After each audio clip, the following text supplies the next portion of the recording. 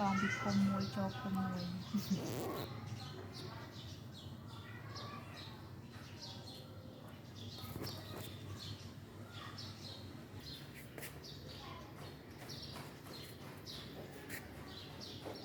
កាក្រិសផ្កាប្រទាសទ្ធិបុត្រដើមជ្រលួងនិងដើមម្លូមានដើមខ្ជាយនៅក្នុងនោះដែរអានេះក៏ខ្ជាយដែរអានេះគេហៅដើមម្លូតាំង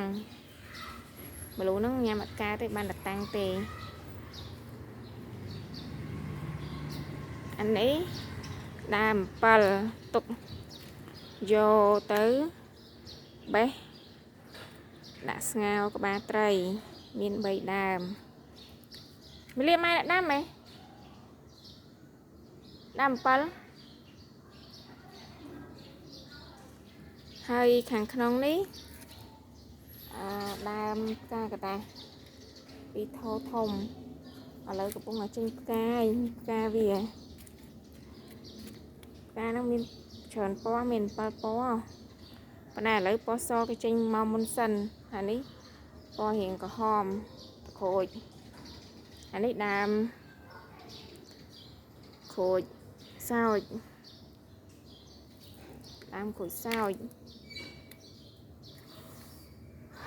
ហើយនេះដើមផ្កាម្លិះហ្នឹងចេញផ្កាបានមួយផ្កាជាងច្រើនណាស់ប៉ុន្តែឥឡូវនៅសល់តែមួយឯងស្អាតហ្មងផ្កានេះហើយនេះលក្រីនេះឈ្ងុយគេហៅលក្រីអំបោះគល់វាទូចទេមិនដូចលក្រីមួយទៀតគេហៅលក្រីត្រែងអាហ្នឹងដើមវាធំប៉ុន្តែអត់សូវឈ្ងុយដូចដើមនេះទេអានេះគេហៅដើមជីនឹងវងដើមពណ៌ស្វាយនេះអាស្វាយនេះអាហ្នឹងគឺថាឈ្ងុយជាងដើមជីនឹងវងពណ៌ដើមវាពណ៌សរៀបយ៉េះប៉ុន្តែអានេះគេធានាថាដើមនេះពណ៌ស្វាយទាំងអស់អាហ្នឹងប្រភេទ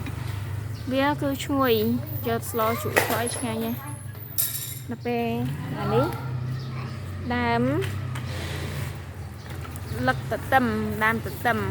អានេះដាំយកស្លឹកអាហ្នឹងគឺថាដាំទៅវាជួយជំរះឧបទ្រពអីចឹងទៅយកវាដាក់បេះលឹកដាក់លេខទឹកឲ្យទៅយកមកព្រោះលើមុខលើអីដល់ពេលអានេះជីខ្ទឹមលឹកខ្ទឹមនេះគេថាពេលល្ងាចចាំប្រវែកដើមវាកុំឲ្យវាអន់ព្រោះឥឡូវក្តៅអញ្ចឹងខ្ទឹមដាំគេថាឲ្យដាក់យ៉ាងសិនចាំមើលខ្ញុំរកទិញលឹកខ្ទឹមពីកន្លែងអ្នកលក់យកមកដាក់ដាំនៅជុំវិញនេះអត់ប្រវែកនេះទេឲ្យវានៅសក់វាចាស់អានេះគេហៅជីផ្អាច់ពជាវអាហ្នឹងសម្រាប់យកមកដាក់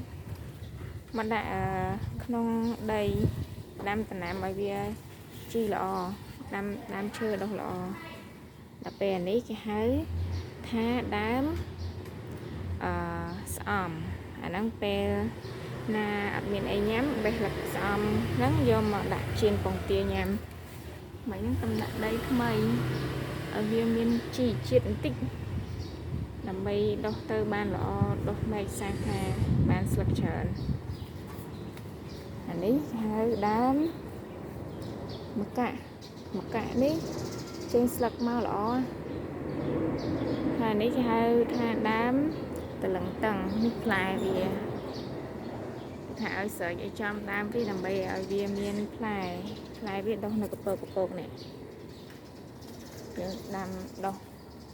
ប៉ុន្តែនេះដូចងាប់ហើយនេះមែកវាងាប់មួយដើមនៅមួយដើម